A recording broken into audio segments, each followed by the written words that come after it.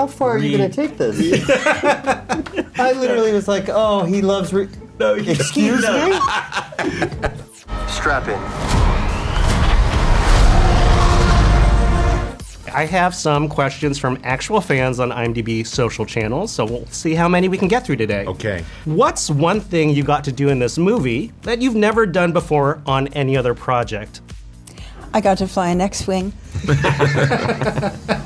I hope it's not the last time. And what a thrilling image that was to see on the screen. Yeah, for me too. It got a cheer, by the way. Yeah. I know it big cheer. did. Yeah. I got to fight sea monsters in water. Fighting in water. I've done a lot of fighting. And you've been in the water a lot. Yeah, and now you put it together. together. You put a lot of things together for me on this one. Like peanut butter and chocolate. What have I gotten to do? I've gotten to go into a movie theater and watch a Star Wars story that I was a part of making in front of a theatrical audience last night at the Chinese Theater, which is where Star Wars first played. And I thought that was very magical and very fun. And you got to do it with your dad. I did. Which is I did get to do it. pretty with my dad, amazing. Who brought me to Star Wars 49 years ago to the month. Wow. Oh my gosh. You know, there's a lot of firsts for me on this. Is my first real big live action film, and so I'm grateful to John for being a part of that. I think for me, one of the most fun things was I got to shoot a lot of second unit, and a lot of the puppet work was on second unit. We had a lot of fun with all the Anzellans and Grogu, and that was really fun because it felt really core Star Wars to me. You know, having seen behind the scenes and Frank Oz and working with Yoda, and so that felt very like an authentic Star Wars. Funny for me to say that, like authentic Star Wars experience, but I think we're always recognizing how amazing, how great the people that originated all this, their work is. And I've told George, I said, I can't believe what you accomplished with the technology you had at the time, and it's so beautiful and wonderful because it's challenging for us today, but it's just great to be a part of it that way. This next question is for you, Sigourney. How does it feel to join the Star Wars universe, already being such a sci-fi icon? Well, I don't walk into work thinking about that. We do, though. We think that way. Right. When that may we be. Meet you, that I feel I had the nicest welcome from everybody, even though I come from a more hostile universe. I knew I was part of this very special family and world. I got to be in the bar set, you know, and actually get a drink from a person with things coming out of their head. And that was cut, unfortunately. But I realized very much what world I was in. On the other hand, I'm an actor on their first day with a director I admired. So all I'm doing is my work. And I'm not thinking about what I've done before. I'm certainly not thinking about them thinking of what I've done before. Pedro, how does it feel to be in multiple popular franchises at the same time? It is an embarrassment of fortune and reflects, I think, very much a period of our industry and movies where you have so many franchises going at once. Game of Thrones, of course, is something I will be grateful to for my whole life, but the call that I got that basically started with Jon Favreau wants to talk to you about something Star Wars, and pulling up, being greeted by Jon, meeting Dave, and stepping into a room that was wall-to-wall story illustrations of something Star Wars was like stepping into a dream and my own imagination. Not that I could come up with anything as good as everything that you guys had come up with, but like it was like a room of my childhood. And your face was, if I recall, did we already have your face drawn into the? You did. The Mandalorian? You had a wounded Mandalorian illustration with the helmet off, and it was me. It was you. But I didn't get to that until I'd already asked, like, well, so who am I? And you guys were like, what are you talking about? And we had that funny moment, and you're like, you're the Mandalorian, and now I get to tell that story for the rest of my life. That's so cool. That's great. So what's the job? John, next question for you here. What did you learn from directing Iron Man that informed how you direct now? I learned a lot directing Iron Man. one of the things is you just have to surround yourself with people who are experts at what they do, and then you learn from them. I learned about the challenge of having a character who has a human face that is a very talented actor, but also the mythic mask of the superhero face, or in this case, the Mandalorian helmet, how you balance those two things out, and tell a story that makes you feel a tremendous amount. Next question for everyone, but Dave, you're going to start. Who would win in a fight? Godzilla or Reed Richards or the Mandalorian? Wow, that's a You're really asking him? interesting question. Boy, it's hard to say, but I will have to preface this by saying I'm a huge Doctor Doom fan. Doom is my favorite Marvel character, so I can't imagine Reed Richards. I like Reed Richards. Doing anything Pedro. significant to the Mandalorian, of course, because How far are you going to take this?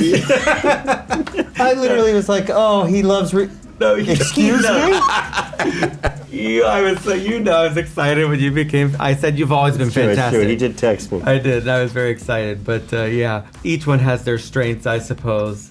If I'm to put Doom out of my head, and Pedro's the best one to answer that question for sure. He's not saying fighting Doom, though. He's saying that Reed Richards fighting the Mandalorian. I know, but being a fan of Doom, I couldn't really promote Reed Richards. He's doubling up against Reed, against Well, you're the most qualified to answer to this answer the question. I think that they would be pals. One's got all the skill, the other one's got all the brains, right? So they will recognize each Why would other they fight? as friends. They won't fight.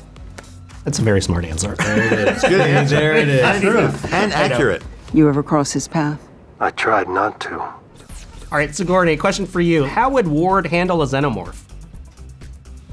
Oh, gosh. I hope she doesn't have to find out. I think the way she handles everything quickly, instinctively, strategically, it would be like a whole new universe came into the world that I'm in. It's so kind of opposite to what my enemies are, which are mostly human and connect with humans. So I think that would be, the story would have to go in a very different direction. But I think because she's a pilot and because she's in the armed services, she wouldn't give up easily, let's put it that way. This isn't about revenge. It's about preventing another war. What is your favorite dad moment between Din and Grogu? My favorite dad moment between Din and Grogu in the movie is one of need. Which moment is that? But he's not, don't want to spoil I anything. don't want to spoil, but sometimes the old protect the young, and sometimes the young protect the old. People are starting to put up clips, mini clips, from all the years that we've been telling these stories from the show. Of course, the moment that really takes top place is when he slips his helmet off as he says goodbye, once again sacrificing everything that he had previously stood for, and that he lets this little organic creature see that he's not a machine. And he completely humanized himself, made himself vulnerable. And the way the puppeteers raised the little hand to stroke his cheek, and how Pedro fit 2 seasons of acting into one moment and used that build-up to break everybody's heart. Don't be afraid.